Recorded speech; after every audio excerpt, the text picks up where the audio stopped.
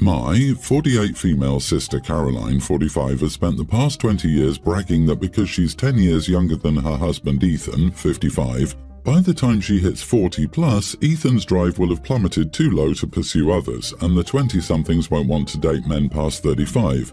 Ethan was 34 and my sister was a week from turning 24 when they officially got together. At the time, 34-year-old Ethan was a newly minted senior VP with a 35-year-old wife, Emma, and a preschool-aged daughter. Ethan told my sister that Emma became a sanctimonious mommy type after she gave birth, stopped waking up at 5 a.m. to exercise, withheld it and became a negative nagging shrew. Ethan physically left Emma for Caroline, but Emma was the one who filed for divorce. Caroline was angry because she claimed Emma was the one who filed for divorce, yet she's the one who became bitter and hostile after the divorce happened. For a while I sympathized with Caroline because everybody criticized her relationship. However, it felt like Caroline and Ethan made it a fact that Ethan was punching above his weight. Regarding having a younger woman, their entire personality as a couple and individuals. I think it's because Ethan was poor into his early 20s and said he thought the best he could ever do was the sort of attractive after a few beers truck stop waitress. Back then it was much easier for somebody with no connections to rise, and Ethan did. Then, after his divorce and before marrying Caroline, Ethan started his firm and began making even more money. Caroline signed a prenup but maintained that it would never be used. Caroline used to laugh when ex-wife Emma told her that there were always younger women out there. Caroline replied that she asked Ethan, and he said a 10-year age gap is gigantic to him and that Caroline was the combination of someone who he'd always see as much younger while also being able to relate to her. In a place where her stepdaughter could hear her saying it, Caroline would also say that Emma has aged so much faster than Ethan and that she's likely regularly mistakenly referred to as her daughter's grandmother.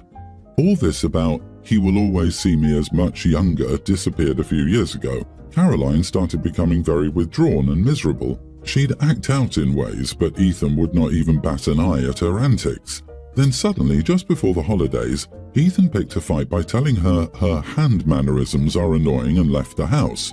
She found out he was living with a 24-year-old assistant he hired without experience. Now, despite texts saying their 3 kids miss him, and she doesn't deserve this when she's never denied him intimacy, he's filed for divorce.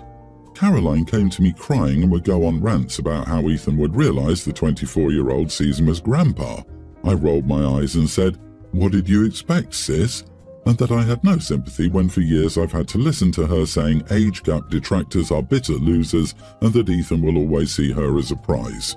I also told her that 10 years is barely the starting point when it comes to trophy wife relationships. She got angry and said she's still the youngest Ethan will ever get for a long-term relationship, and that her qualities should make him come back to her. I said, "Yeah, sure," and she screamed, "Are you calling me old when Ethan's pushing 60?" and left. Am I the idiot for asking my sister, what did you expect after her husband left her for a younger woman? Not the idiot. Every mistress is convinced she's the exception, not the rule. She's delusional.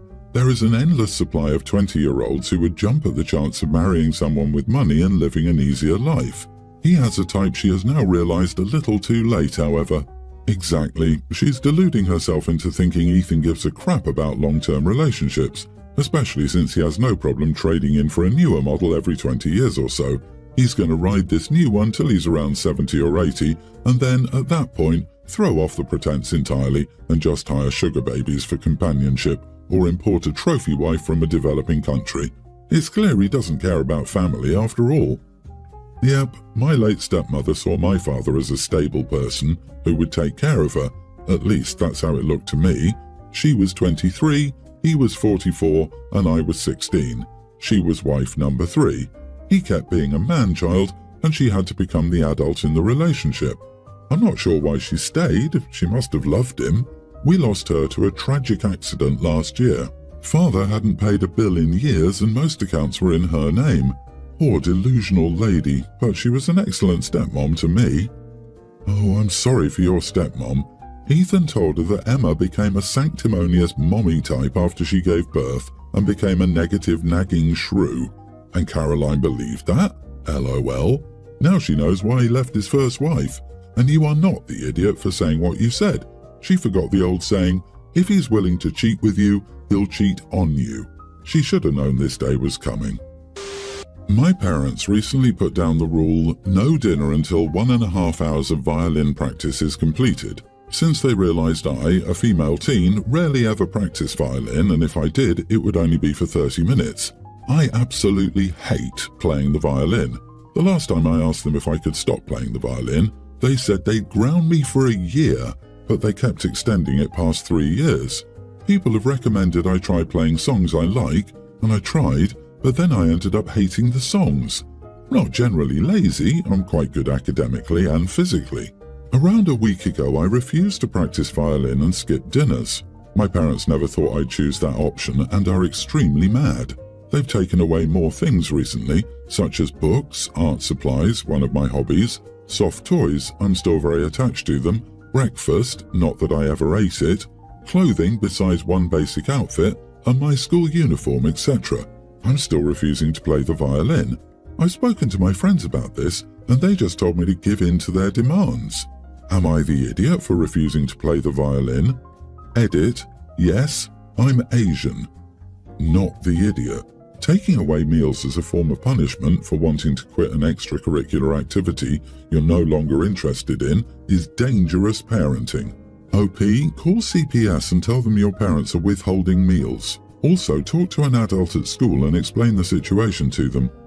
I think OP is afraid of the repercussions of telling someone.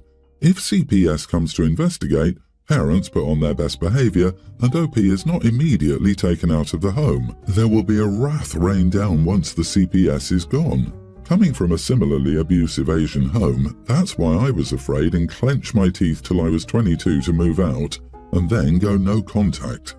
Oh honey, they've totally ruined the violin for you. They drove you to hate it by forcing it on you. You cannot force an instrument or sport on your children. The role of the parent is to provide opportunities for music, sports, dance, etc., and then encourage their child if they decide to take it up. Forcing a child to participate is the quickest way to kill any interest for life. It's horrible what they're doing and punishing you like that. Music has to be a choice, a personal one, something you love and look forward to. It's not torture. I'm so sorry, they are despicable. A female 25 have an older sister 28. We're both married, my husband is 28 and hers is male 29-ish. She married her husband while I was in college, right around when I met my husband 5 years ago. We actually attended her wedding together. My sister is a stay-at-home mom and her husband works in finance.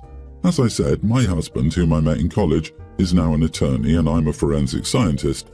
I work on crime cases. All of that is to say that my husband and I are well off financially, while I know that my sister struggles a bit, especially these days. Well, a few days ago, my sister asked me if I could watch her children for the night while she and her husband had a date night.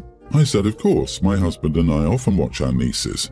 3 girls, one a set of twins, preschoolers and a pre-tween, and we even have set up bunk beds for them in our guest room, and we look forward to watching them. My husband and I are undecided if we want kids of our own, but we just love those girls so much, and they are 90% of the reason we lean towards yes. Well, when my sister came to drop the girls off, she came inside for a few minutes. My husband took the girls to the kitchen for a snack, and my sister insisted on sitting down and talking to me. She then told me that the date that night was supposed to be a rekindling of the flame date and that her husband recently hadn't been the same. She said he could make it until next year-ish because the twins go to school next year and that I could pick them up and drop them off if necessary. My job has flexible hours. She sort of backed off then and just nodded and left. Well, today, I got a few angry texts from her calling me a witch, selfish, self-absorbed, and a spoiled brat. She says I'm a horrible sister for not offering her money or more help because I have so much of it to do. I reminded her that no, I'm not rich, but my husband and I have good jobs and no kids. I reminded her about all of the help I'd been willing to give for the girls and told her honestly my money just wasn't a free-for-all and that I'd have to talk about it with my husband anyway. She didn't want to hear any of it. According to her, I'm being a horrible sister, a spoiled brat and unreasonable. So, am I the idiot? Oh boy, wow. Is it just me or does being insulted and called names make anyone more likely to help out? Not the idiot. No one is entitled to your money, especially not when you're already giving them free childcare. I would tell your sister that you and your husband won't be able to offer assistance until she makes a sincere apology. You are a selfish, self-absorbed, horrible sister for looking after my children, which I chose to have while I went on a date night with my husband. I can't believe that you're such a spoiled brat that you offered to drop off and pick up my kids every day to and from school, even though they're not remotely your responsibility. I just want money. Wow. This woman needs a reality check and a high five in the face with a chair. Oh, it sounds like she was hoping you would pay for her to be a stay-at-home mom still. Beware of her trying to move in next. If she does, put her in the same room with the 3 girls. Make it slightly uncomfortable so she will be inspired to get it together. Also, Sis's husband is in finance. He should be able to afford alimony and child support. Your sister made her bed, and now she wants you to crawl in with her. Do not give her any money. If you do, the demands will never end. I am a 30-year-old man. My fiancée, Shelley, is a 26-year-old woman. Since I met Shelley, she's been open about one of her interests, Korean music. It's not my jam, but I'm always happy to hear her talk about it.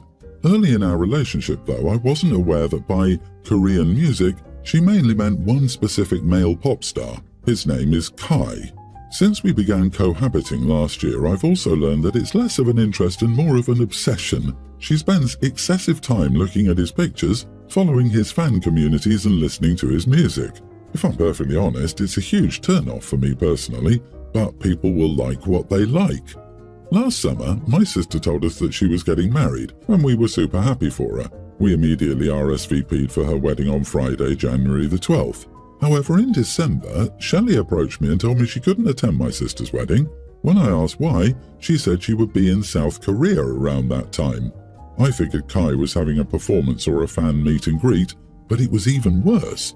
Shelley wanted to attend a fan-held birthday party event. Apparently his birthday is January the 14th, which is today's date in South Korea. I asked her if she was out of her mind, seeing as 1. She doesn't speak Korean, besides some of the lyrics she memorized. 2. She doesn't have much money and lives primarily off what I make. 3. She would prioritize some random pop star's birthday over her fiancé's sister's wedding. Shelley told me she was going, and that was that. Before she left for the trip a few days ago, on my birthday, she begged me to tell my sister that she couldn't go because she was sick. I really didn't want to talk about it and just told her, okay. Well, yesterday was my sister's wedding. It was a lovely ceremony. My sister and her husband were confused about why Shelley wasn't there, and I immediately fessed up that she was in South Korea for an event. My sister was a little upset, but I told her not to let it ruin the day for her. After the wedding, my sister apparently emailed Shelley, telling her that she wished she would have been up front because she could have saved some money on her food for the event.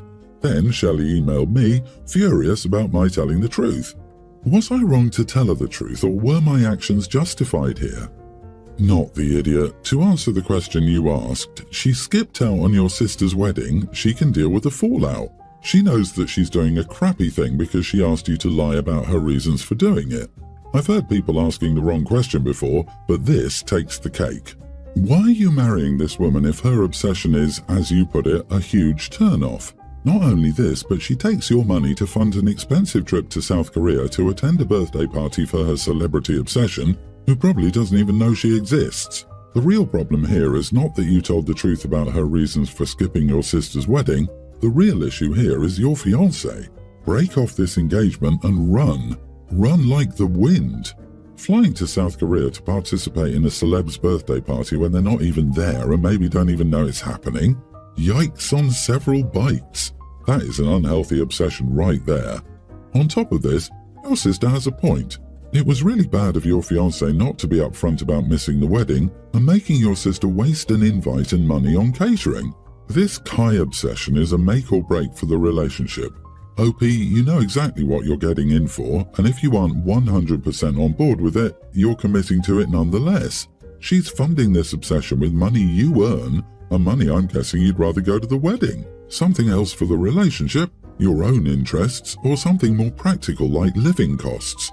You're the third person in the relationship of yourself, your fiancé, and her idealized image of Kai.